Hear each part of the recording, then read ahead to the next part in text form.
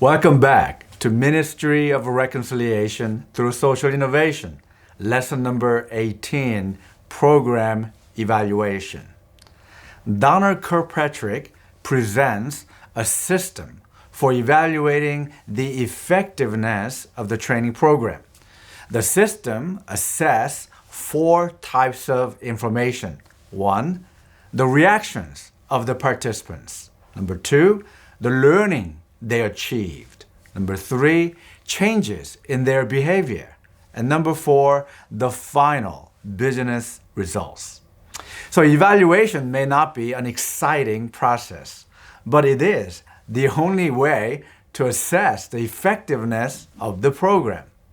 So by demonstrating that the training program has been productive and beneficial to the participants, and then credibility of the training program will be validated and able to sustain its reason for existence. So following shows the definitions of 4 evaluation levels and measurement focus that developed by Kirkpatrick. Level 1, reaction and planned action. The participants react to the leadership development program. A variety of data items are collected at this level, with particular focus on measures such as 1, relevance of the leadership development program to the current work assignment. Number 2, importance of the leadership development program to job success.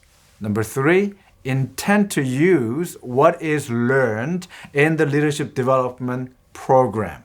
And number 4, amount of new insights gained from the leadership development process. And number 5, effectiveness of the facilitator. At level 2, learning. Learning is usually self-assessment scale. As new knowledge, skills, insights, and understandings are developed, it is important to measure that changes. Without learning, there will be no behavior change. Learning can be measured with skill practice, simulations, case studies, assessment, and traditional objective test.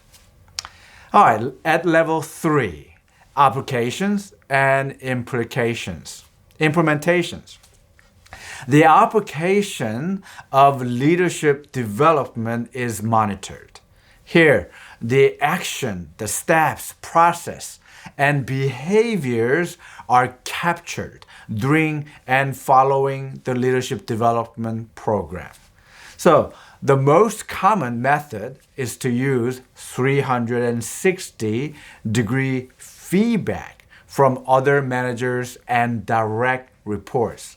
At this level, participants report on progress with action plans, individual projects, team projects, specific applications, and initiatives. At level 4, business impact. What are the degree targeted outcomes as result of the learning events and subsequent reinforcement? It measures the training program's effectiveness. That is, what impact has the training achieved? These impacts can include such items as profit, efficiency, morale, and teamwork. So the first 3 levels of Kirkpatrick's evaluation, reaction, learning, and performance, as largely soft measurements. However, decision makers who approve such training programs prefer results, returns, or impacts. That does not mean the first 3 are useless. Indeed, their use is in tracking problems within the learning package, such as number one, first, reaction informs you of how relevant the training is to the work the learners perform. So it measures how well the training requirement analysis process worked. Number two, learning informs you of the degree of relevance that the training package worked to transfer knowledge, skills, and attitudes from the training material to the learners. So it measures how well the design and development process worked. Number three, the performance level informs you of the degree that the learning can actually be applied to the learner's job. It measures how well the performance analysis process worked. The last but least, number four, the impact informs you of the return the organization received from the training. Decision makers prefer this hard result, although not necessarily in dollars and cents. For example, a recent study of a financial and information technology executives found that they consider both hard and soft returns when it comes to customer-centric technologies, but give more weight to non-financial metrics such as customer satisfaction and loyalty. This financial measurement of the training program might be met with a more balanced approach or scorecard, which looks at the impact or return from four perspectives. Number one, financial perspective. A measurement such as return on investment, ROI, that shows a monetary return, or the impact itself, such as how the output is affected. Financial can be either soft or hard result. Number two, customer. Improving an area in which the organization differentiates itself from competitors, attract, retain, and deepen relationship with its targeted customers. Number three, internal. Achieve excellence by improving such process as supply and chain management, production process, or support process. The last is innovation and learning. It's about ensuring the learning package supports a climate for organizational change, innovation, and growth of individuals. In 2007, Danielle Stoffelbein and Anthony Schrinkfield pointed out the distinction between formative and summative evaluation as follows. Formative evaluations for improvement. Formative evaluations provide feedback for improvement. They are prospective and proactive. They are conducted during the development of program or its ongoing operation. Formative evaluation offer guidance to those who are responsible for ensuring and improving the program's quality, and in doing so should pay close attention to the nature and needs of the customers. So Stoffelbein points out that formative evaluations assess and assist with the formulation of goals and priorities, provide directions for the planning by assessing alternate courses of action and draft plans, and guide program measurement by assessing implementation of plans and interim results. So formative evaluation is to enable people and agencies to make judgments about the work undertaken, to identify their knowledge, attitude, and skills, and to understand the change that have occurred in these and to increase their ability to assess their learning and performance. So, summative evaluations for accountability. Summative evaluations typically occur following development of product, completion of a program, and end of service cycle. So these are retrospective assessment of completed projects, established programs, or finished products. So summative evaluations are useful in determining accountability for success and failures, informing customers about the quality and safety of products and services, and helping interest parties increase their understanding of the assessed phenomena. So Robert Stake, in fact, made an interesting observation regarding the relationship between formative and summative evaluations. He says formative evaluations are closely connected to insiders, for example, program developers, while summative evaluation are more of interest to outsiders, for example, the potential users of the developing or developed programs. So summative evaluation is to enable people and agencies to demonstrate that they have fulfilled the objectives of the program or projects, or to demonstrate that they have achieved the standard they required.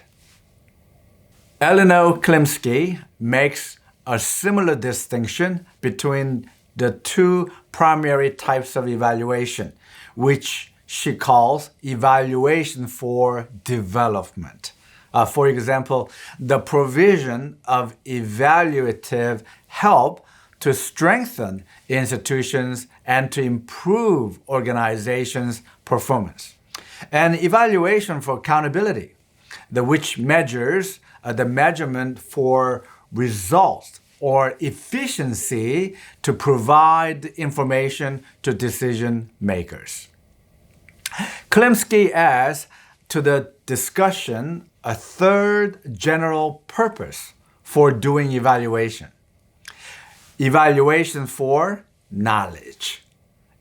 For example, the acquisition of a more profound understanding about the factors underlying public problems and about the fit between these factors and programs designed to address them.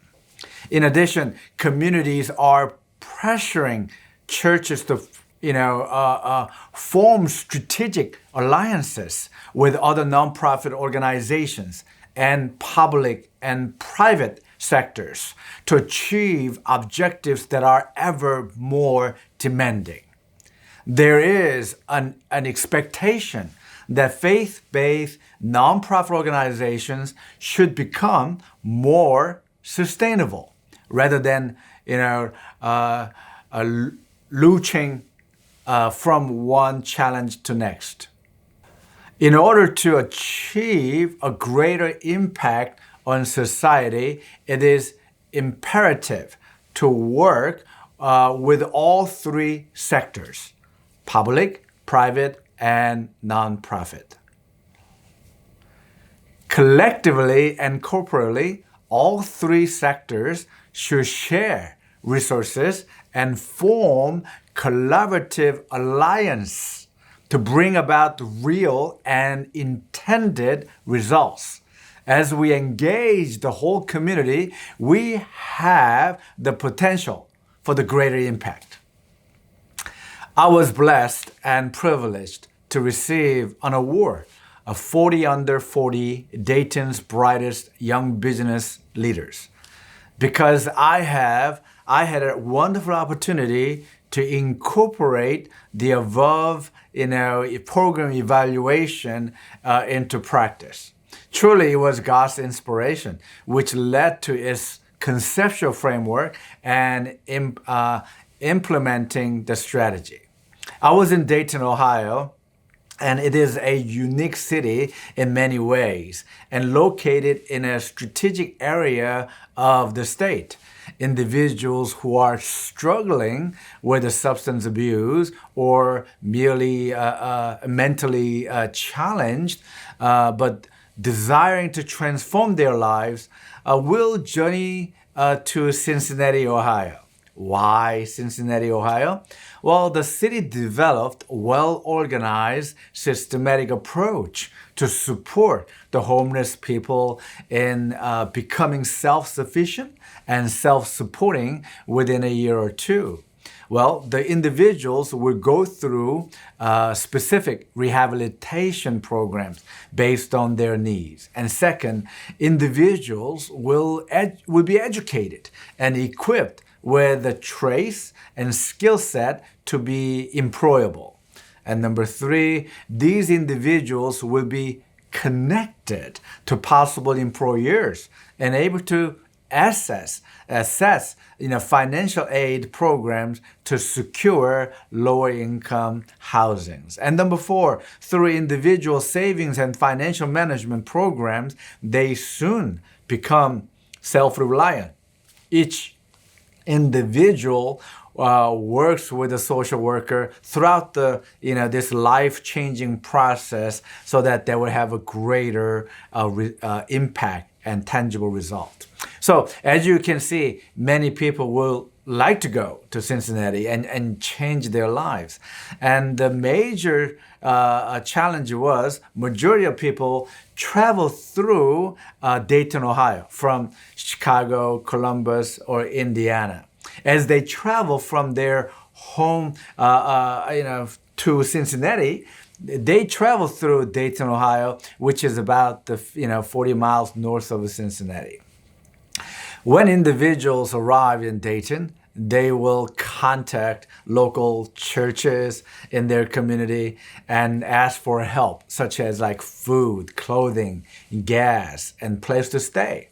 This happened frequently, and individual churches responded to those in need. But as we observed the situation, we noticed that some individuals were not so truthful with their needs and were going to church, taking advantage of any compassionate ministry. At the time, there were 6 Adventist churches that were part of the Ohio Conference and 2 churches that were part of the Allegheny West Conference, as well as Kettering Medical Center, Kettering College of Medical Arts, and Spring Valley Academy. These entities came together to deal with situation collectively, along with the Good Neighbor House, a local Adventist community services center. The first, each Adventist congregation and entity contributed financial support to assist the homeless people in Dayton. And second, we took the money and went to local business people, the private sector, like grocery store, gas stations, motels, and asked for their support of our effort. We would pay $1 for their $2 worth of contribution. But more often than not, the merchants said, we were doing great work, and they gave us $5 worth of service. And we provide them, of course, simple donation, received the letter. And then third, the free service vouchers that we receive from these merchants, like grocery store, gas station, and hotel, we will disseminate throughout the local police and fire stations in the community. This is public sector partnership, right? So we asked them to distribute those vouchers according to the needs. So when the homeless person contact the local church, the church will inform them to visit nearest police or fire station, even take these individuals to those locations. Well, what happens?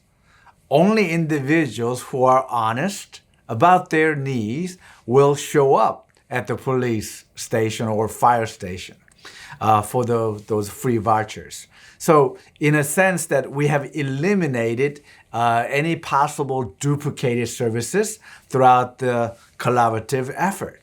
Soon, other faith-based groups joined the effort. More merchants became involved, and it became citywide, whole community engagement. We simply connected dots between the public, private, and nonprofit sector.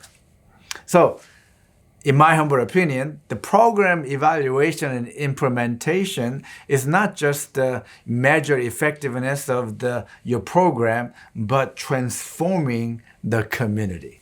So as a part of exercise number 18, I want you to think of a project. I want you to think of a project or ministry with which you could connect the dots with your own community, public sector, private sector, and nonprofit sector. So what can you do collectively with resources in your community to address the much needed service that has not been dealt with?